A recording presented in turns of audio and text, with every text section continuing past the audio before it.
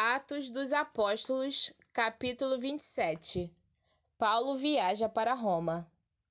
Ficou resolvido que devíamos embarcar para a Itália. Então entregaram Paulo e os outros presos a Júlio, um oficial romano que era do batalhão chamado Batalhão do Imperador.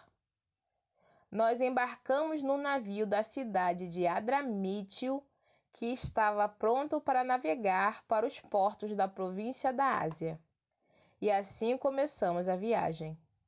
Aristarco, um macedônio da cidade de Tessalônica, estava conosco. No dia seguinte, chegamos ao porto de Sidom. Júlio tratava Paulo com bondade. Ele deu licença para ir ver os seus amigos e receber deles o que precisava. Depois de sairmos de Sidom, navegamos ao norte da ilha de Chipre, a fim de evitar os ventos que estavam soprando contra nós. Atravessamos o mar em frente ao litoral da região da Cilícia e província da Panfilia e chegamos a Mirra, uma cidade da província da Lícia. Ali, o oficial romano encontrou um navio da cidade de Alexandria que ia para a Itália e nos fez embarcar nele. Navegamos bem devagar vários dias e com grande dificuldade chegamos em frente da cidade de Quinido. Como o vento não nos deixava continuar naquela direção, passamos pelo Cabo Salmona da ilha de Creta e seguimos pelo lado sul daquela ilha, o qual é protegido dos ventos. Assim fomos navegando bem perto do litoral e, ainda com dificuldade, chegamos a um lugar chamado Bons Portos, perto da cidade de Lazéia. Ficamos ali muito tempo, e tornou-se perigoso continuar a viagem porque o inverno estava chegando. Então Paulo avisou: Homens, estou vendo que daqui para diante a nossa viagem será perigosa.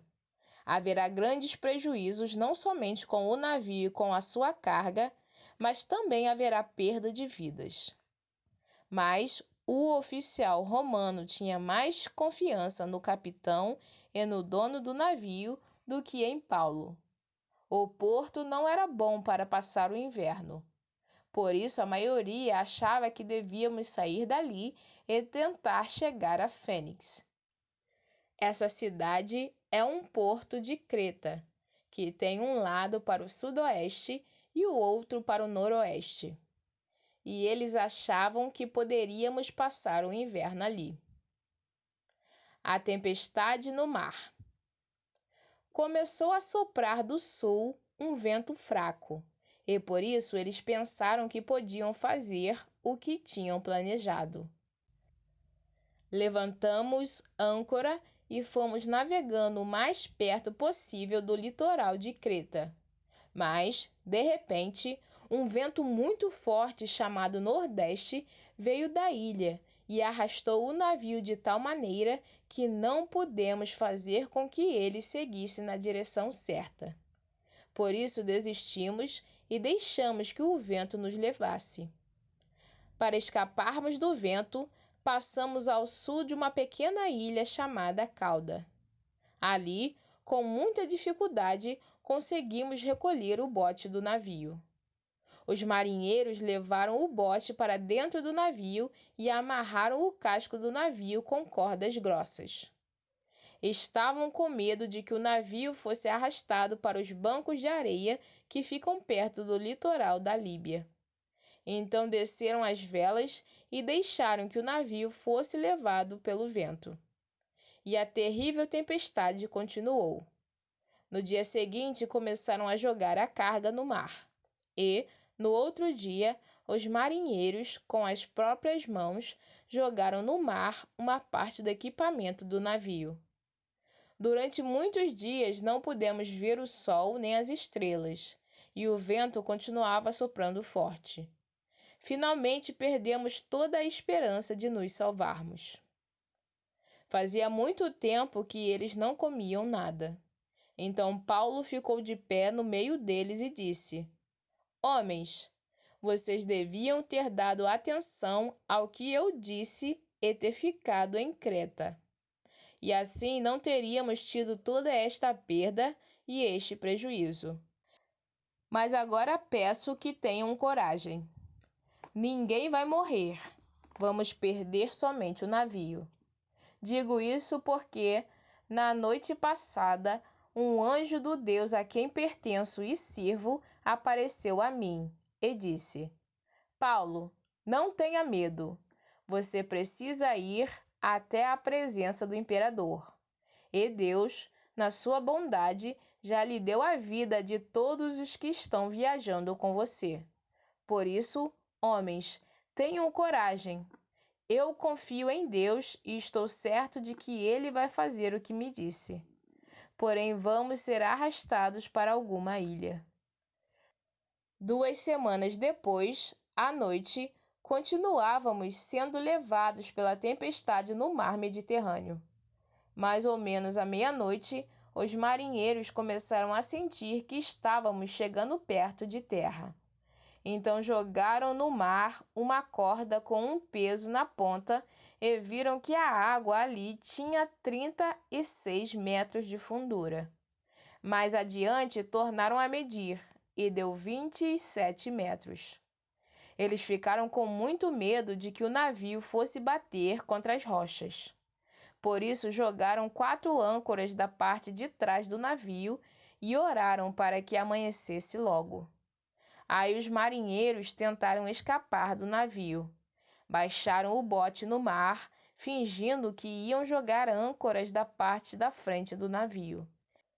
Então Paulo disse ao oficial romano e aos soldados: Se os marinheiros não ficarem no navio, vocês não poderão se salvar. Aí os soldados cortaram as cordas que prendiam o bote e o largaram no mar. De madrugada, Paulo pediu a todos que comessem alguma coisa e disse: Já faz 14 dias que vocês estão esperando e durante este tempo não comeram nada. Agora comam alguma coisa, por favor. Vocês precisam se alimentar para poder continuar vivendo, pois ninguém vai perder nem mesmo um fio de cabelo. Em seguida, Paulo pegou o pão e deu graças a Deus diante de todos. Depois partiu o pão e começou a comer. Então eles ficaram com mais coragem e também comeram. No navio éramos ao todo 276 pessoas. Depois que todos comeram, jogaram o trigo no mar para que o navio ficasse mais leve. Todos chegam sãos e salvos. Quando amanheceu, os marinheiros não reconheceram a terra, mas viram uma baía onde havia uma praia. Então resolveram fazer o possível para encalhar o navio lá. Eles cortaram as cordas das âncoras e as largaram no mar e desamarraram os lemes. Em seguida, suspenderam a vela do lado dianteiro para que pudessem seguir na direção da praia. Mas o navio bateu num banco de areia e ficou encalhado. A parte da frente ficou presa e a de trás começou a ser arrebentada pela força das ondas. Os soldados combinaram matar todos os prisioneiros, para que nenhum pudesse chegar até a praia e fugir. Mas o oficial romano queria salvar Paulo e não deixou que fizessem isso. Pelo contrário, mandou que todos os que soubessem nadar fossem os primeiros a se jogar na água e a nadar até a praia. E mandou também que os outros se salvassem, segurando-se em tábuas ou em pedaços do navio.